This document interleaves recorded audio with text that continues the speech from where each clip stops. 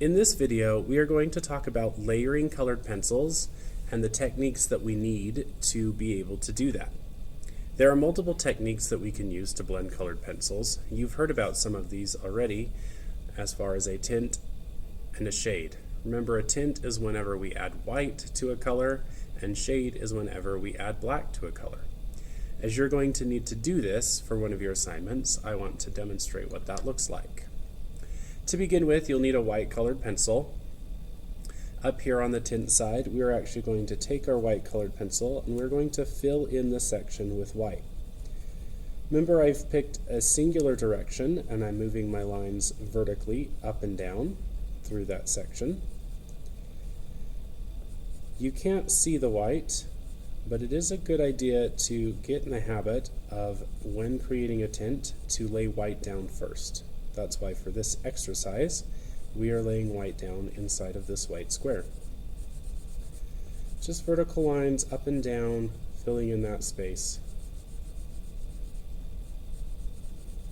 Because when you make a tint with colored pencils, you need to add white first. Once I've added my white to that section, I'm going to pick my target color, my color choice, which is blue. And then I'm going to add blue into this section over here on the right. Nice tall vertical lines up and down using short blended movements.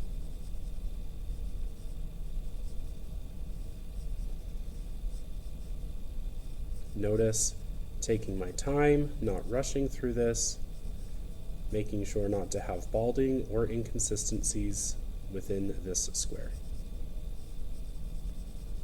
The pressure that I'm using is a kind of medium pressure.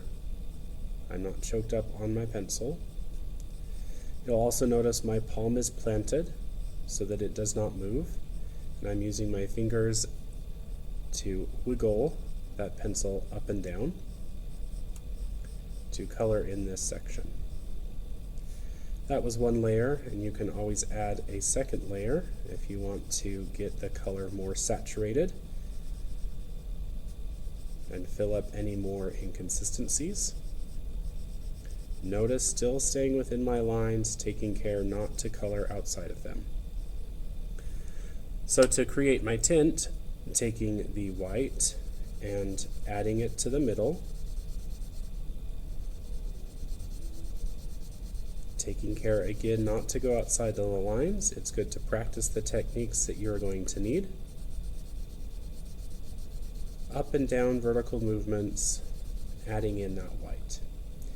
Adding the white down first in colored pencils allows the white to already be on the page, and it allows a tint to be created because the blue can't cover as much of the paper. So I'm going to hold my pencil just a little bit farther back so it's not quite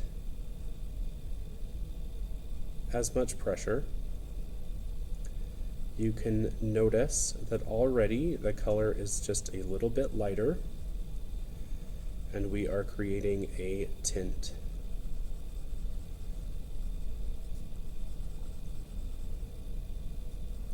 You can see this blue is already a lighter, paler blue than the one on the right. And that's because we've already added that white to help create the tint of this color.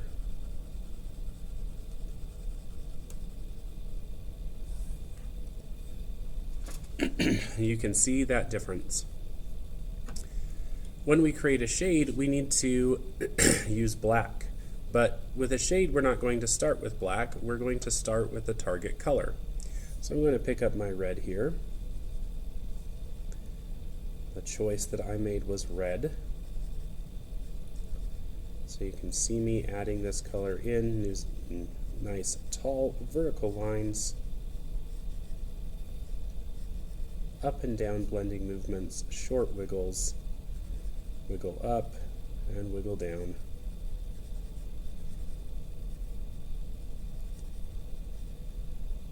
Keeping that color and line direction in the same place for the entire color. When we change line direction with a singular color, our brain starts to think something else is going on. Filling in any of those other inconsistencies. Now grabbing the black. Black is a very powerful color, and it can overtake other colors really easily. So we need to be careful with black as a colored pencil.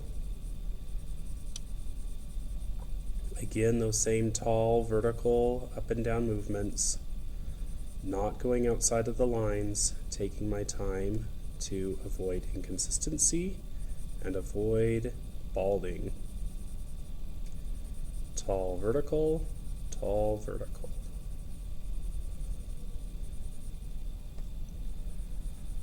Trying to keep the value inside of each square the same all the way through.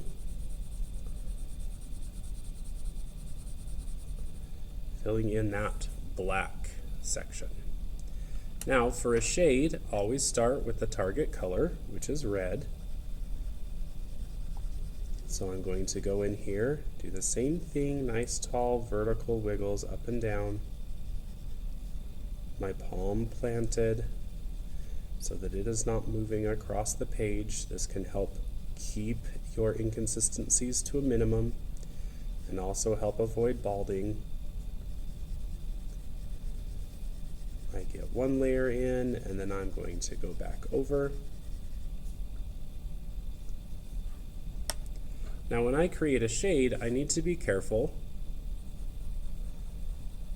and I'm going to use less pressure. Notice where I'm holding my colored pencil. Not up near the front, but a little bit farther to the middle and back. Then I'm layering that color on very lightly. It's also a good idea to go back over these with the target color. This is going to help enhance the color again. Blending is about adding layers. So the colors that we've blended are here in the middle, and that's because we've added layers of color together. You can even take white on the tint, and you'll notice it kind of blends it together just a little bit.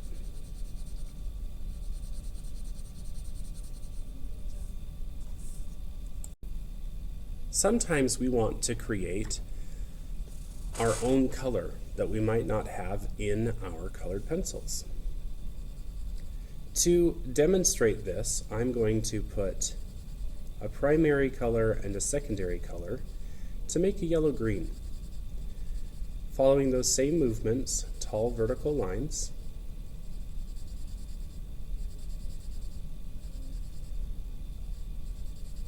trying not to have inconsistencies, taking my time to color in this section, taking proper care is the most important, and adding a second layer to really saturate that color.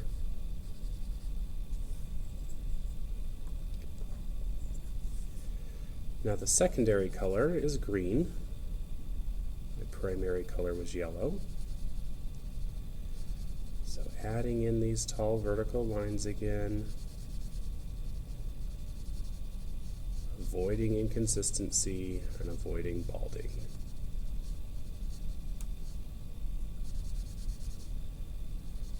Tall vertical lines, wiggling down, wiggling up.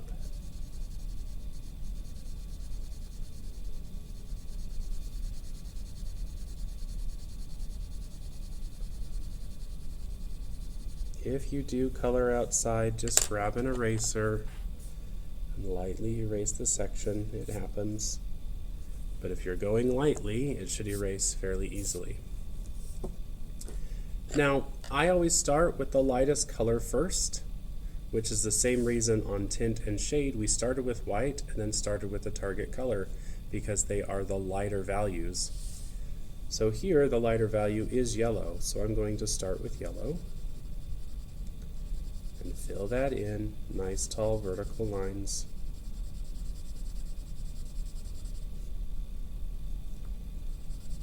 avoiding inconsistencies and balding. Notice where I'm holding my pencil. I'm not right up at the top. I'm not choked up on the top of that.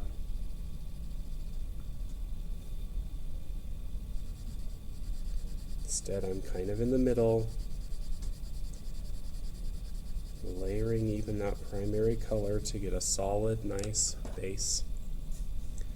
Then taking my green, and the same concept of when I created my shade, a little bit lighter pressure, not quite so intense.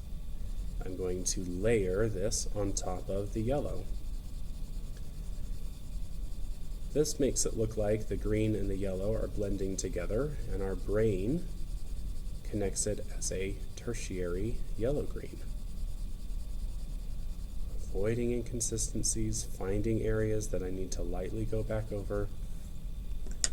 Can always take the yellow again, blend that further. You can really add many layers. You don't need to stop at 2 or 3. You can keep adding layers to get your desired effect. I will often layer regular colors as well, because I feel like it brings a richness and a fullness to the colors you're trying to create.